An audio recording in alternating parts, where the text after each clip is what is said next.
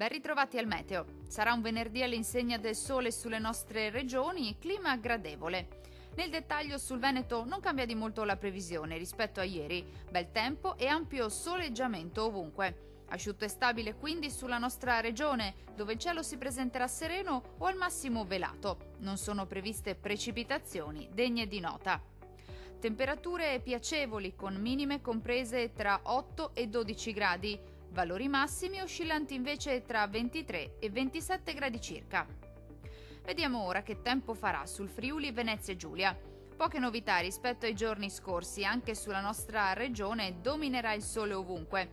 Sarà quindi asciutto e senza piogge degne di nota e il cielo si presenterà sereno praticamente su tutte le province. Temperature minime tra 9 e 12 gradi, massime comprese invece tra 24 e 27 gradi circa.